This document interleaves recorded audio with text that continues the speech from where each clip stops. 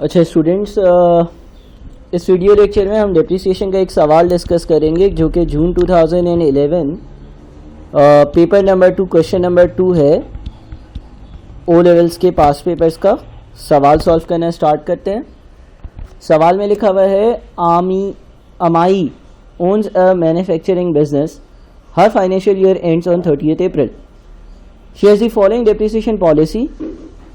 Machinery is depreciated at a rate of 25% per annum using the diminishing reducing balance method. Office furniture is depreciated at a rate of 10% per annum using the straight line method. Loose tools are depreciated using the revaluation method. A full year's depreciation is charged on assets in the year of purchase, but no depreciation is charged in the year of sale. जब मैं कोई depreciation purchase करता हूँ उस साल पूरी depreciation लगाता हूँ, लेकिन जब जिस साल कोई चीज़ बेचता हूँ उस साल डेप्रिसिएशन नहीं लगाता। ए में लिखते हैं give 2 reasons why depreciation should be charged. हम डेप्रिसिएशन आखिर चार्ज क्यों करते हैं? डेप्रिसिएशन को एज ए एक्सपेंस ट्रीट कर प्रॉफिट एंड लॉस अकाउंट में क्यों लिखते हैं? डेप्रिसिएशन को चार्ज करने के 2 रीजंस चाहिए। तो पहली रीजन, डेप्रिसिएशन का क्या मतलब होता है? हम किसी एसेट को यूज करते हैं तो उसकी वैल्यू कम होती है, उसकी वर्थ कम हो जाती है। उसको कंज्यूम करने की वजह से उसकी वर्थ कम होने की वजह से हम उसको फाइनेंस अपने अकाउंट्स में चार्ज करते हैं। तो पहली चीज हम लिख सकते हैं वो ये है to account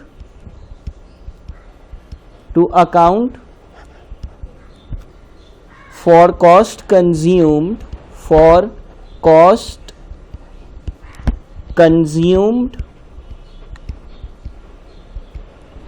to account for cost consumed used during the financial year during the financial year।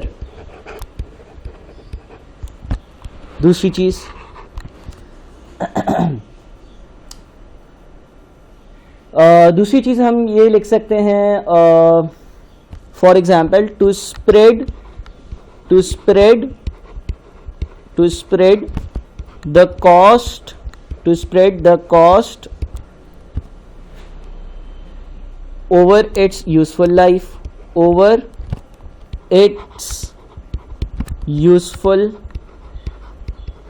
Life, यानी कि जो एसिड की ज़िंदगी होती है उस पर हम उसकी कॉस्ट को स्प्रेड कर देते हैं, थोड़ा थोड़ा कर चार्ज आउट करते हैं।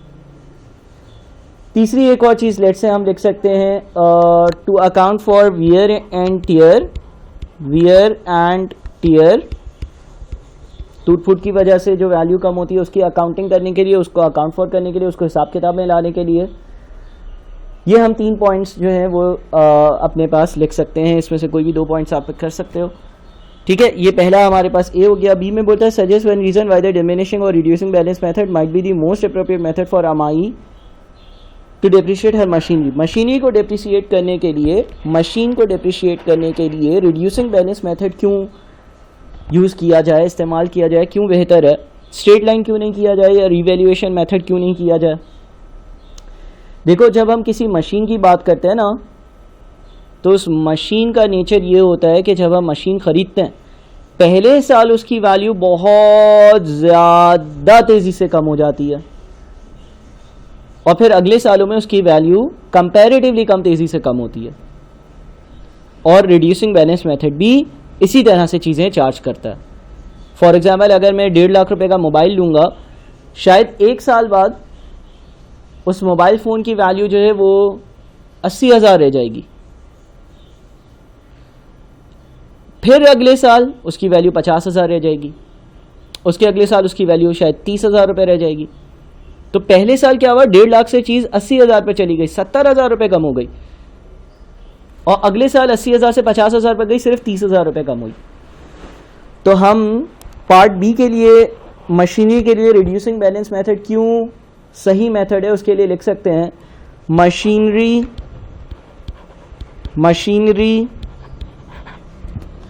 will lose a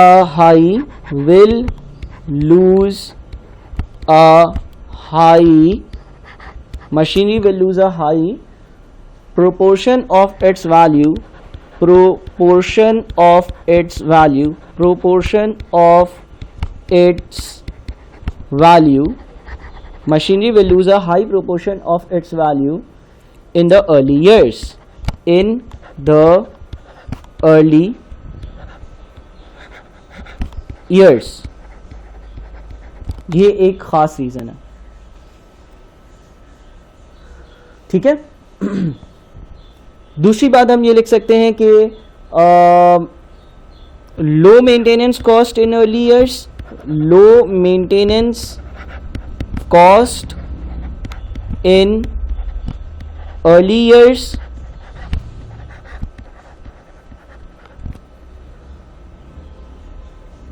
higher in later years. जो मेंटेनेंस की कॉस्ट होती है ना,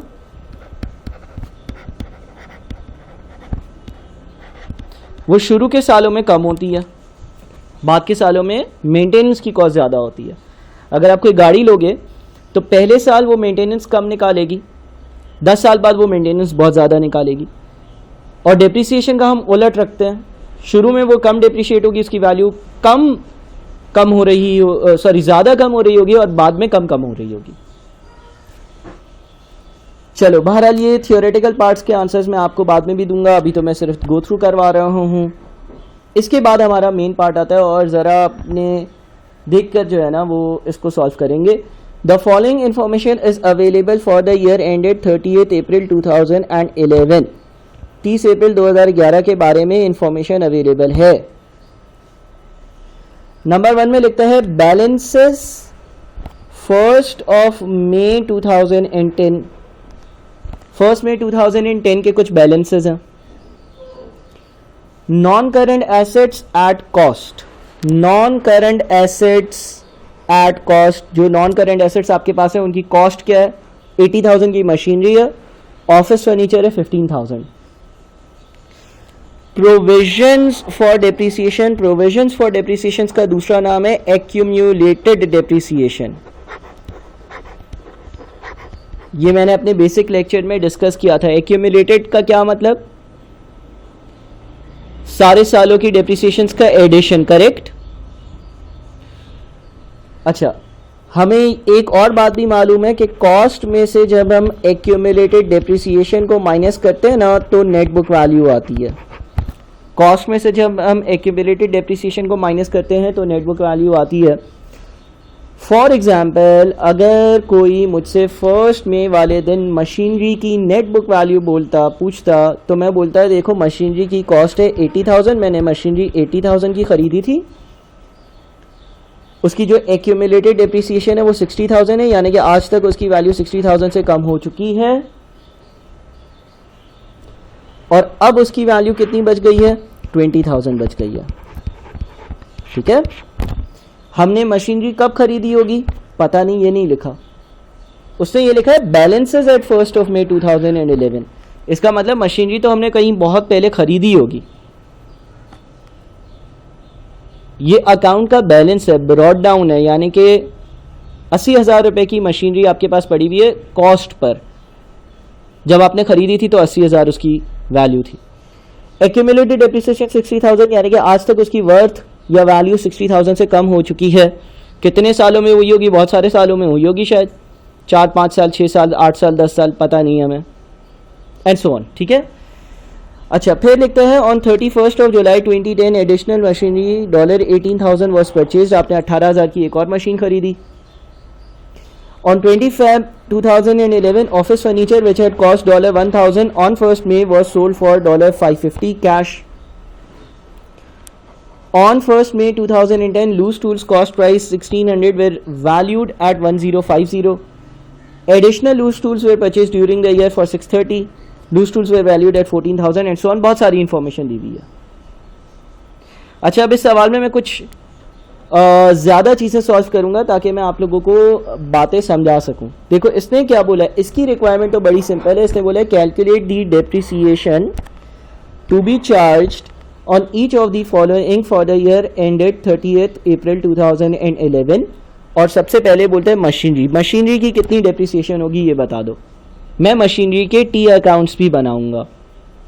इसी तरह से ऑफिस फर्नीचर, इसी तरह से लूज टूल्स, मैं सबके, या चलो मैं मशीनरी के टी अकाउंट्स भी बनाऊंगा ताकि कुछ एड ऑन या एडिशनल काम भी हम लोग इस सवाल में कर लें और सीख लें।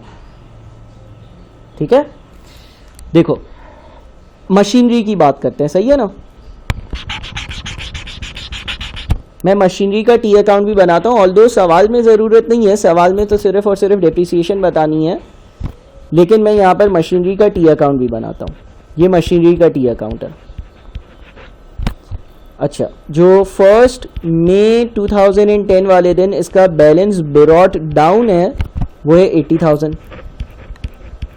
ये कॉस्ट है, कॉस्ट का टी अकाउंट है। एक और टी अकाउंट है, वो टी अकाउंट हमारा एक्यूमुलेटेड डेप्रिसिएशन का टी अकाउंट है, जिसको हम प्रोविजन फॉर डेप्रिसिएशन भी कहते हैं। और उसका जो 1 मई वाला बैलेंस है, 1 मई 2010 वाला ब्रॉट डाउन है, वो 60,000 है। इसका मतलब 1 मई 2010 वाले दिन, 1 मई 2010 वाले दिन जो मेरे पास मशीन्स थी उनकी कॉस्ट थी 80,000 और उनकी एक्यूमुलेटेड डेप्रिसिएशन थी 60,000। अब 1 मई से साल शुरू हुआ। अच्छा, ये साल ख़त्म कब होगा? 30 अप्रैल 2011 को ख़त्म होगा। ठीक है, अब पहले तो इस पॉइंट 2 को पढ़ो। On 31 of July 2010 additional machinery $18,000 was purchased. 31 of July 2010 वाले दिन आपने एक और मशीन खरीदी और वो $18,000 की मशीन खरीदी है। जब मैं मशीन परचेज करता हूं तो उसकी डबल एंट्री क्या पास होती है? मशीन का अकाउंट हो जाता है डेबिट, जो कि यहाँ पे मशीनरी डेबिट होगा 18,000 से और कैश क्रेडिट होगा 18,000 से। जब मैं कोई मशीन परचेज करता हूं तो machine account debit, machinery debit, machine asset है, एसेट इंक्रीज हुआ, एसेट डेबिट होगा और कैश क्रेडिट होगा। यानी कि ये जो मशीन वाला अकाउंट है इसमें मैं 31 जुलाई 2010 की डेट लिखूंगा, कैश लिखूंगा या बैंक भी लिख सकता हूं, कोई मसले की बात नहीं है। अगर कुछ नहीं लिखा हुआ बैंक लिखना बेहतर है, लेकिन कैश भी लिख लोगे आपके मार्क्स बिल्कुल नहीं कटेंगे। ठीक है, तो ये एक चीज़ हो गई, यानी कि आपने 18,000 की और चीज़ें खरीद ली। अच्छा, तो अब मेरे पास कितने की चीज़ें हो गई? 80,000 की चीज़ें पड़ी थी और 18,000 की और ख़रीद ली, यानी कि 98,000 रुपीज़ की ऑन कॉस्ट चीज़ें पड़ी हुई हैं। ठीक है, अब हम डेप्रिसिएशन देखते हैं कि कैसे चार्ज होती है। देखो डेप्रिसिएशन के बारे में क्या लिखा हुआ है, मशीनरी से रेलेवेंट हम चीज़ें देख रहे हैं ना। Machinery is depreciated at the rate of 25% per annum using the diminishing और रिड्यूसिंग बैलेंस मेथड। मशीनरी को मैं डेप्रिशिएट करता हूँ 25% पर एनम के हिसाब से डिमिनिशिंग या रिड्यूसिंग बैलेंस मेथड यूज़ करके। अच्छा, डिमिनिशिंग या रिड्यूसिंग बैलेंस मेथड में करते क्या है? जो हमारी नेट बुक वैल्यू होती है उस पर 25% अप्लाई करते हैं। तो 80,000 की जो हमारे पास कॉस्ट पर चीज़ें थी, इसकी 60,000 की डेप्रिसिएशन तो पहले ही हो चुकी थी, यानी कि ये जो 80,000 वाली चीज़ें थी इसकी नेट बुक वैल्यू कितनी है? 20,000। एक तो इस पर डेप्रिसिएशन लगेगी और एक आपने 18,000 की नई चीज़ खरीदी है उस पर भी डेप्रिसिएशन लगेगी, क्योंकि वो भी एक फिक्स एसेट है, वो भी एक मशीनरी है। 38,000 पे डेप्रिसिएशन का रेट अप्लाई होना चाहिए, करेक्ट? अच्छा सर, क्या सारी चीज़ों पे डेप्रिसिएशन अप्लाई होगी? अब ये देखो, ये क्या लिखा हुआ है, a full year's depreciation is charged on assets in the year of purchase but no depreciation is charged in the year of sale. जिस साल कोई चीज़ खरीदोगे, जिस साल कोई चीज़ खरीदोगे, जिस साल कोई चीज़ परचेज करोगे, उस साल उस पर डेप्रिसिएशन पूरे साल की लगाओगे। जब बेचोगे उस साल डेप्रिसिएशन नहीं लगाओगे। सर इसका क्या मतलब? इसका ये मतलब है, देखो तुमने एक चीज़ यहाँ पर 31 जुलाई 2010 को खरीदी है और कंपनी का साल कब शुरू होता है? कंपनी का साल शुरू होता है 1 मई 2010 और ख़त्म कब होता है? 30 अप्रैल 2011। तो अगर मैं 30 अप्रैल 2011 तक की अकाउंटिंग कर रहा हूँ तो 31 जुलाई के बाद क्या आता है, 31 जुलाई के बाद अगस्त आता है ना, अगस्त, सितंबर, अक्टूबर, नवंबर, दिसंबर, 5 महीने, जनवरी, फरवरी, मार्च, अप्रैल, 4 महीने, कितने महीने हुए, 9 मंथ्स हुए। तो 9 मंथ्स की डेप्रिसिएशन लगानी चाहिए? नहीं। कंपनी ये कहती है कि अगर मैं कोई चीज़ खरीदूं, किसी भी दिन खरीदूं, उस साल मैं उसकी फुल ईयर डेप्रिसिएशन लगाऊंगा, पूरे साल की डेप्रिसिएशन लगाऊंगा। अ full year's depreciation is charge on assets in the year of purchase. और पूरे साल की डेप्रिसिएशन का रेट कितना है, 25% पर एनम का रेट है। तो अगर 25% पर एनम का रेट है तो जो 18,000 वाली नई चीज़ें हैं इस पर भी पूरे साल की डेप्रिसिएशन लगेगी। अब 38,000 का 25% ले लो, ये बनता है 9,500, और 38,000 माइनस 9,500 इज 28,500। ठीक है। डेप्रिसिएशन की एंट्री क्या पास होती है, ये जो 9,500 की डेप्रिसिएशन, इसकी एंट्री क्या पास होती है, डेप्रिसिएशन एक्सपेंस डेबिट 9,500 जो कि प्रॉफिट एंड लॉस अकाउंट में जाता है, हमारा एक्सपेंस है, और एक्यूमुलेटेड डेप्रिसिएशन क्रेडिट 9,500। अगर मुझे टी अकाउंट भी बनाना होता तो मैं यहाँ पर 30 अप्रैल 11 डेप्रिसिएशन एक्सपेंस 9,500 लिखता। अच्छा, अब इन दोनों अकाउंट्स को बैलेंस करते हैं। ये आता है आपका 98,000, ये भी आ जाएगा आपका 98,000। कैरी डाउन कितना होगा, 98,000। ब्रॉड डाउन कितना होगा, 98,000। कैरी डाउन की डेट क्या होगी, 30 अप्रैल 11। ब्रॉड डाउन की डेट क्या होगी, 1 मई 11। एक्यूमुलेटेड डेप्रिसिएशन कितना आएगा, ये 69,500 होगा, ये भी 69,500 होगा। अच्छा, ये अपना 30 अप्रैल 11 कैरी डाउन 69,500, और यहाँ पर ब्रॉड डाउन 69,500 1 मई 11।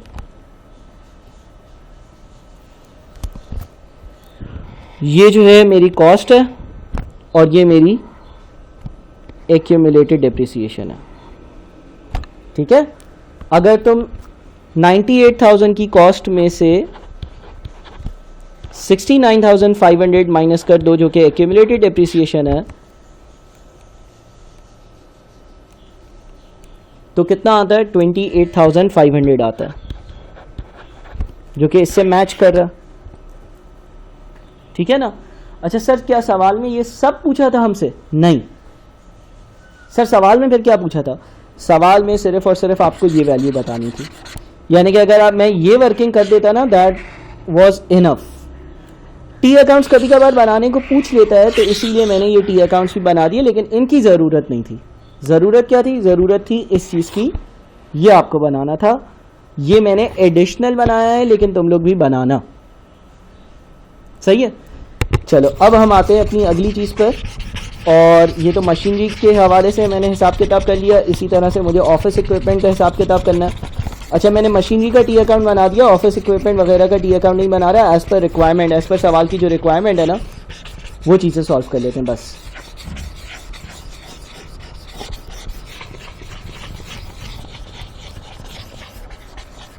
चलो भाई। अच्छा, अब हम बात करते हैं ऑफिस फर्नीचर की। Sorry, office furniture.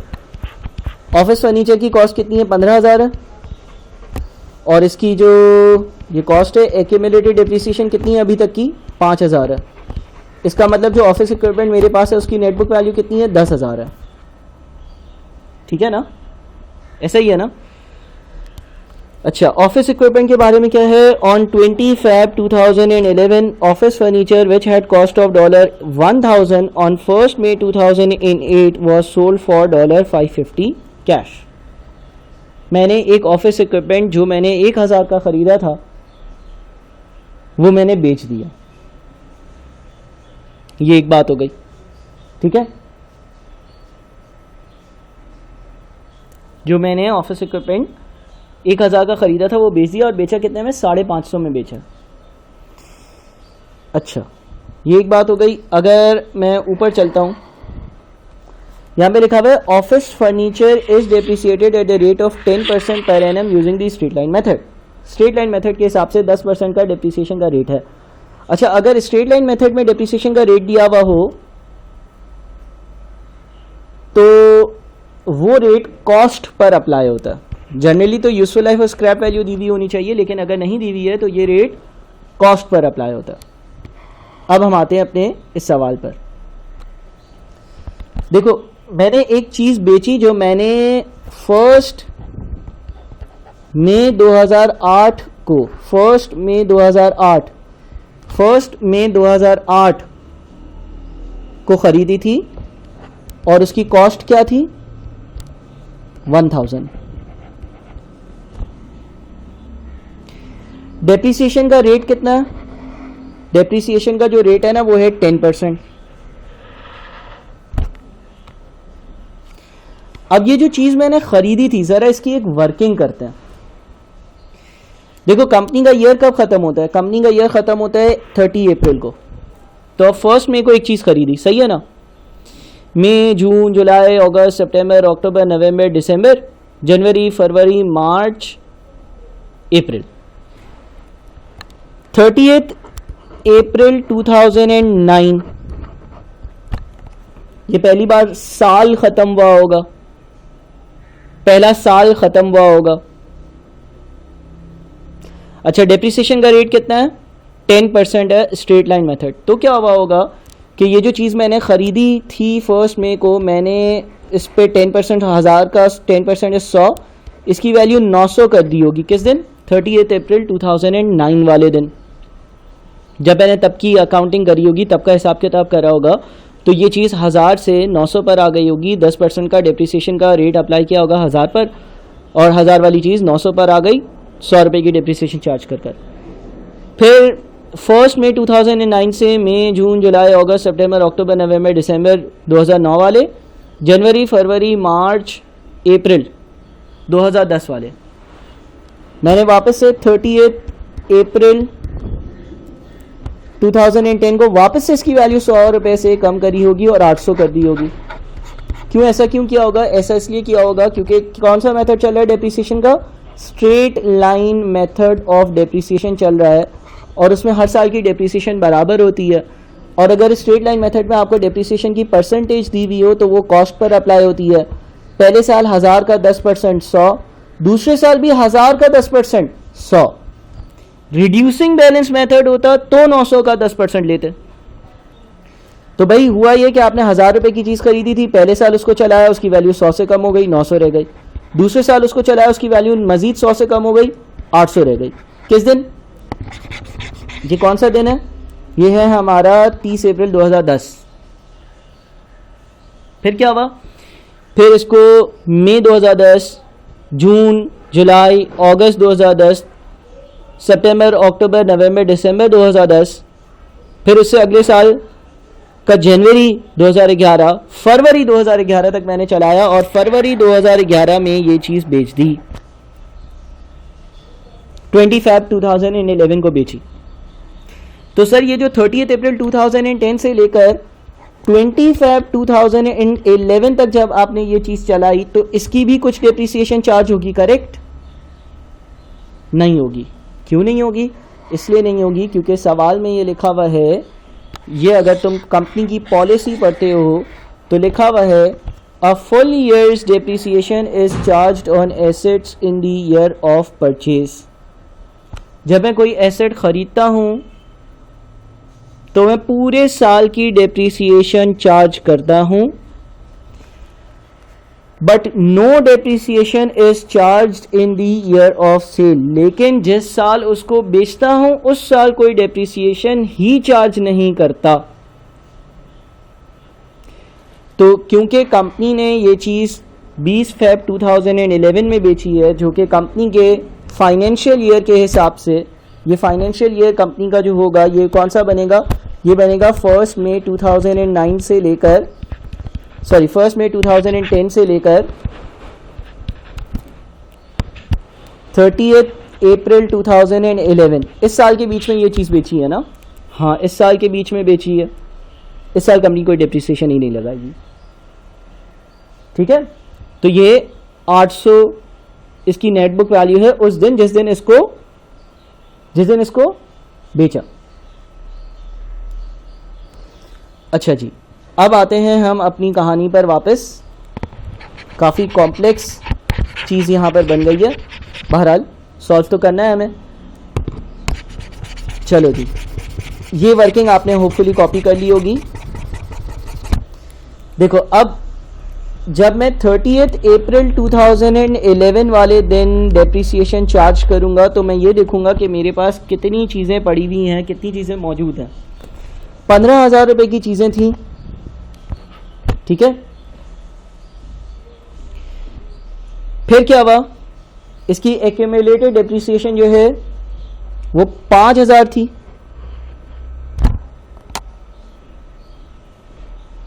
अच्छा, लेकिन अब हमें कुछ और काम भी करना पड़ेगा। वो काम कैसा करना पड़ेगा?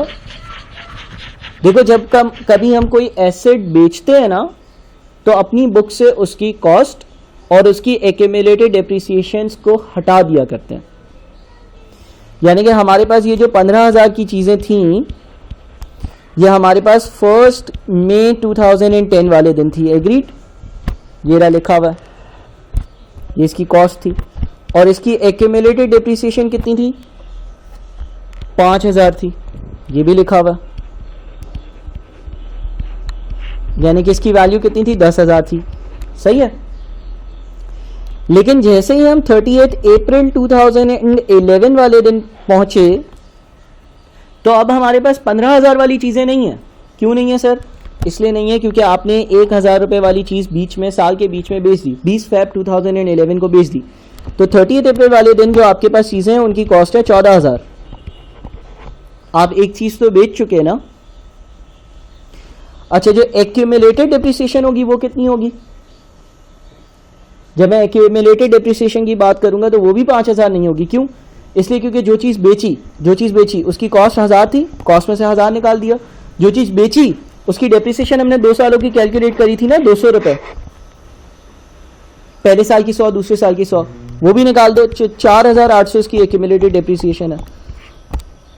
इसका मतलब इसकी जो नेटबुक वैल्यू है वो है 14,000 माइनस 4,800, यानी कि 9,200।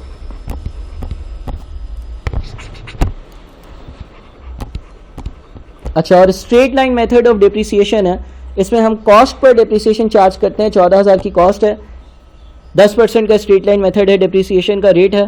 तो 14,000 का 10% कितना होता है? 1,400 होता है। 1,400 की डेप्रिसिएशन अगर मैं चार्ज कर लेता हूँ फॉर द ईयर, तो अब इन एसेट्स की जो वैल्यू बच जाती है वो 9,200 माइनस 1,400, यानी कि 7,800। ठीक है, 7,800 की वैल्यू है। तो ऑफिस फर्नीचर की जो डेप्रिसिएशन इस साल की होगी वो 1,400 होगी। क्यों 1,400 होगी? इसलिए 1,400 होगी because straight line method of depreciation है, उसमें अगर रेट दिया हुआ हो तो वो कॉस्ट पर अप्लाई होता है। और जो चीज़ें मेरे पास 30 अप्रैल को मौजूद है उनकी कॉस्ट 14,000 है। 15,000 क्यों नहीं है? क्योंकि 1,000 रुपये की कॉस्ट वाली चीज़ तो आपने बेच दी। ठीक है। अच्छा भाई, फिर आते हैं अगली चीज़ पर, और अगली जो चीज़ है वो है लूज टूल्स।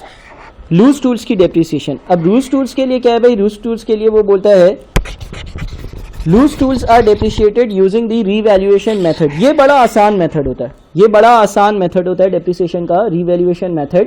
पहले तो इसको मैं यहाँ पर समझा देता हूँ। मिसाल के तौर पे लेट से तुमने 1 जनवरी 2010 को एक मोबाइल फ़ोन ख़रीदा 5,000 का।